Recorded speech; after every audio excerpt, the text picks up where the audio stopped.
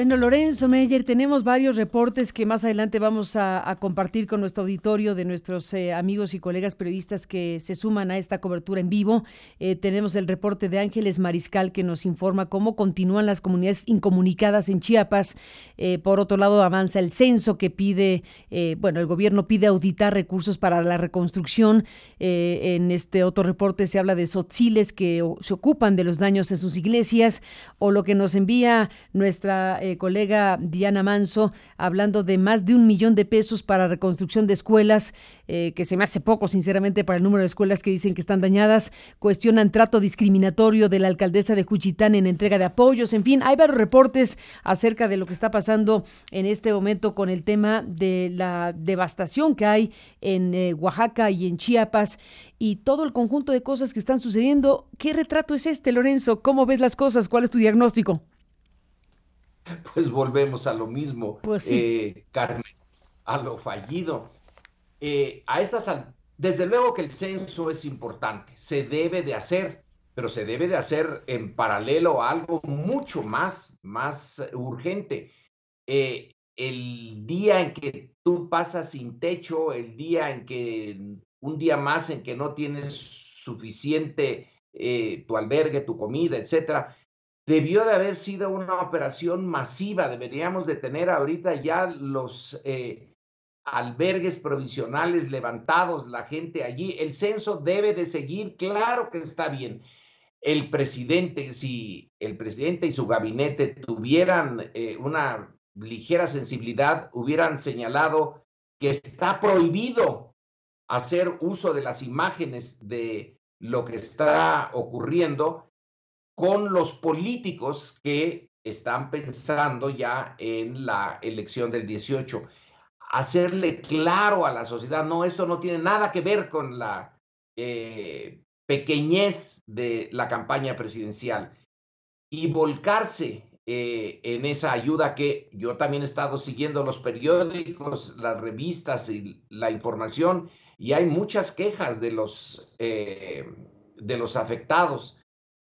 La idea de que el ejército llegue y de plano ponga orden allí, pues tiene problemas. Por ejemplo, Santa María, si mal no recuerdo, Santa María del Mar, esta comunidad que está aislada porque tiene un conflicto, creo que con San Mateo del Mar, y no dejan pasar por tierra los víveres.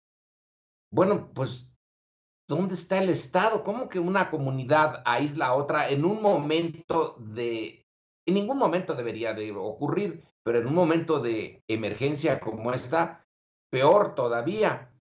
En- Se ve que hay un intento de estar presentes, pero les falla. Y otro punto, Carmen, la desconfianza en las instituciones formales. ¿A dónde da uno la ayuda? En mi caso muy particular, mi esposa y yo, bueno, preguntamos a gentes a las que le tenemos confianza, eh, ¿a qué instituciones puede uno acudir? No a las oficiales, no a las donde dice aquí se recibe, aquí es un centro de acopio, porque ya la experiencia muestra que es mucho más confiable el señor Toledo, que ha mostrado con su biografía que él sí está comprometido con Oaxaca, es mucho más confiable que cualquier institución pública. Es mucho más confiable, eso es lo que nosotros sacamos en cuenta o llegamos a esa conclusión, que Oxfam México, por ejemplo, da más seguridad de que el dinero que se dio vaya por el buen camino que otras instituciones. Entonces, estos eventos, estas tragedias, sacan lo mejor y lo peor de nuestra vida cotidiana. Tocó en los más pobres y ahí se ve clarísimo que realmente el sur de México está muy mal, que si el país no está enteramente a salvo de cosas como estas en el norte, hay una diferencia regional tan fuerte una diferencia, por cierto, que el Tratado de Libre Comercio aumentó entre el sur y el norte del país, que aquí está de manera muy clara uno de los fracasos de los gobiernos, no nada más del actual, sino de muchos otros, que no han podido elevar la forma de vida del sur porque lo han dejado un tanto de lado y se han concentrado en el centro y el norte de México. Son las cosas que me vienen ahorita para el comentario, Carmen. Totalmente de acuerdo. Pues Lorenzo Meyer, te agradezco como siempre muchísimo tu presencia. Gracias a Sergio Aguayo que tuvo que retirarse antes para hacer otras cosas. Pero bueno, creo que hemos podido recorrer algunos de los asuntos más importantes de los últimos días.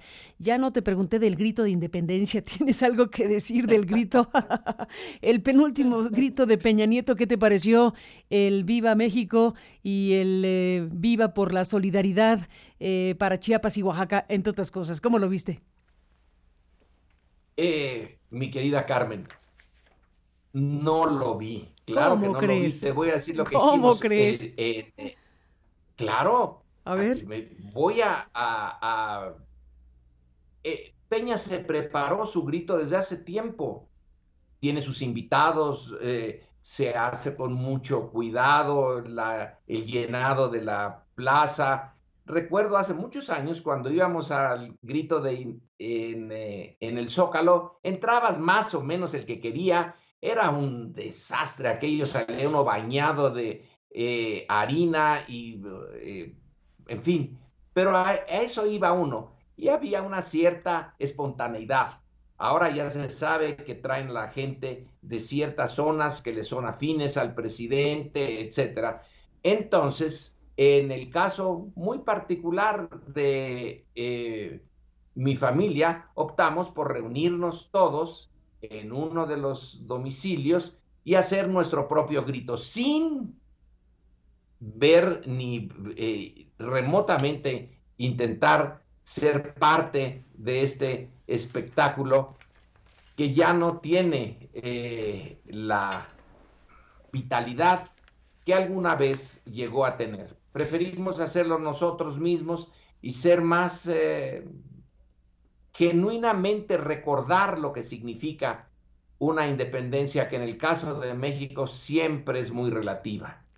Lorenzo, Y no vitorear junto con estos gobernantes a los cuales se les tiene muy poco respeto. pero déjame por cultura general, Lorenzo, déjame por cultura general, si tú quieres, presentarte cómo fue el grito, para cerrar, ¿te parece? A ver, ahí va. Bueno, para Venga. que sepa de lo que me... Mexicanos, vivan los héroes que nos dieron patria y libertad. ¡Viva Hidalgo! ¡Viva Morelos! ¡Viva Josefa Ortiz de Domínguez! ¡Viva Allende! ¡Viva Aldama! ¡Viva Galeana! ¡Viva Guerrero! ¡Viva Matamoros! ¡Viva la solidaridad de los mexicanos con Chiapas y Oaxaca! Esto es lo que no viste, Lorenzo, ¿cómo ves? Pues no creo que me haya perdido de nada. Bueno, Prefiero el oye, grito que... ¿el grito de Sí, qué? dime. No, te termino de escuchar lo que ibas a decir. No, bueno, pues hay algo ya muy vacío en esto. Eh, ¿Cómo estás demandando y vitoreando la independencia y renovando la idea de independencia cuando con tus propias políticas estás poniéndola en peligro, como vimos en este mismo instancia en nuestro programa, lo de el general Kelly, lo de Trump, eh, el enorme peligro que tenemos frente a nuestros vecinos? No, solidaridad con donde ocurrieron los desastres, sí, pero la independencia misma está más en peligro en la relación con el vecino del norte, ahora más que antes. A esa no se hizo ninguna referencia, ni se puede hacer esa referencia, porque se le tiene miedo, porque Pues estamos inhibidos, sí. porque se le manda al secretario de Relaciones a ver si con el yerno llega a algún acuerdo y nos perdonan la vida. Es una independencia precaria la que tenemos. Es Algo una- tenemos de independencia, no lo niego, pero muy algo, relativa. algo tenemos de independencia muy relativa y precaria, en todo caso, Lorenzo Meyer. Bueno, cerremos esta conversación, te propongo, ahora sí te lo propongo de esta manera, con una obligada referencia, lo hiciste tú en tu artículo de Reforma sobre el fallecimiento de un querido y distinguido historiador, Álvaro Matute falleció, hiciste una referencia muy sentida y creo que vale la pena en este momento de la revisión de los temas importantes de los últimos días, no dejar de mencionar el fallecimiento de don Álvaro Matute, y ahora nos enteramos también de otro muy querido y distinguido universitario como René Drucker Colín, que falleció ayer y del cual también pues la universidad está dolida en estos momentos. Dos pérdidas importantes para la vida intelectual, académica, científica de México, esta de Matute y Drucker Colín. Bueno, en el momento del fallecimiento de unas personas que son conocidas, que son parte importante de la comunidad académica, nos toca hacer por lo menos un reconocimiento, ya que una vida académica son decenas de años dedicadas a lo que otros conciudadanos consideran totalmente absurdo e irrelevante. La, la vida académica en particular, en el caso de Matute, a Drucker yo no lo conocí, bueno, lo vi un par de veces, pero no lo traté mucho. Con Matute fuimos, incluso participamos en un proyecto, el proyecto de historia de la Revolución Mexicana. A él le tocaron unos volúmenes en relación a Álvaro Obregón, a mí me tocaron otros en relación a calles, no calles su gobierno, sino calles en el Maximato, pero ahí coincidimos en este proyecto creado, generado por Cosío Villegas. Cosío Villegas murió, el proyecto siguió, tardó mucho, pero finalmente Matute, a quien sus alumnos, conozco a algunos de sus alumnos, le tienen un gran aprecio, un gran recuerdo, es de recuperar la historia, la memoria de México.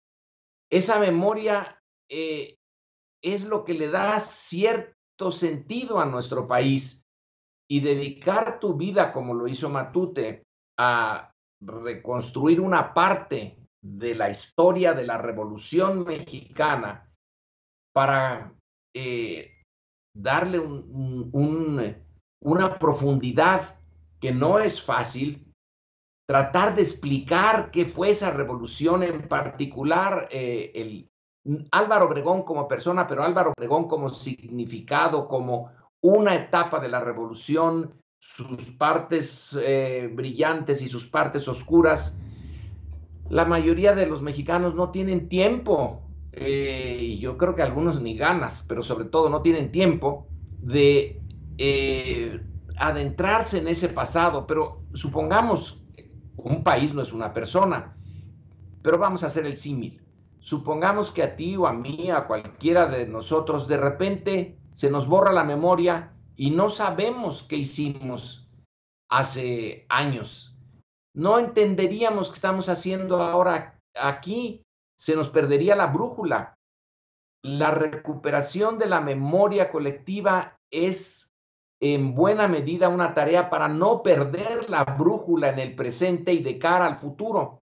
En ese sentido, la labor de Álvaro Matute, muy seria, muy consistente, y él como persona era realmente muy buena gente.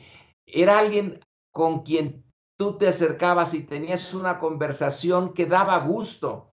Hay algunos colegas, no diré cuáles, a los cuales les huyo porque tienen una personalidad bastante desagradable. Álvaro tenía una gran finura, no intentaba imponerse en ninguna, a su idea o su persona, en ninguna condición, fluía la conversación, fluían las ideas de una manera muy amable, muy natural. Lo siento, realmente todavía Álvaro podía darnos mucho más, aunque nos dio lo suficiente, Carmen. Sin duda, una pérdida muy sentida la de don Álvaro Matute y desde luego la de René Drucker Colín, que en otro ámbito de la ciencia, pues desarrolló también una gran tarea en la universidad y en otros ámbitos de su actividad pública. Gracias, Lorenzo Meyer, por estar aquí como siempre. Te mando un abrazo y seguimos en contacto. Muy buenos días. Buen día, Carmen. Buenos días al doctor Meyer, pues con esta presencia tan importante esta mañana de lunes. Vamos a una pausa, pero antes de la pausa dejamos correr esta cápsula de UNAM Global, de TV UNAM, que se puede encontrar en YouTube y que muestra a un doctor René Drucker Colín, fallecido ayer a los 80 años de edad, pues hablando de varias cosas. Ya sabe que René, bueno, pues además de un gran científico, un gran divulgador de la ciencia, tenía también posturas políticas y aquí pues parte de lo que era su trabajo público, sus comentarios, sus cápsulas, mezclando política, ciencia y varias cosas. A continuación dejamos correr esto. Bueno, no solo como académico, como mexicano uno se siente insultado, se siente como que existe una persona de escasa conocimiento acerca de México que es capaz de decir cosas basadas en la ignorancia. Entonces está clarísimo para uno que es académico que el señor no tiene la menor idea de lo que es México como país y de qué son los mexicanos como personas. Si fuera amable, le diría que es un hombre con un escaso número de neuronas. Si fuera yo agresivo, diría que es un absoluto idiota. Trump es un conman, ¿no? Es un tramposo, yo creo que representa la parte más negativa de la sociedad norteamericana, ¿no? Racista, ignorante, timador, en fin, aprovechándose de los demás, sobre todo de las clases más desprotegidas, ¿no? La verdad es un personaje horroroso, verdaderamente horroroso, ¿no? Y yo no creo que llegue a ser presidente de Estados Unidos, pero si llegara, sería una catástrofe mundial, ¿no?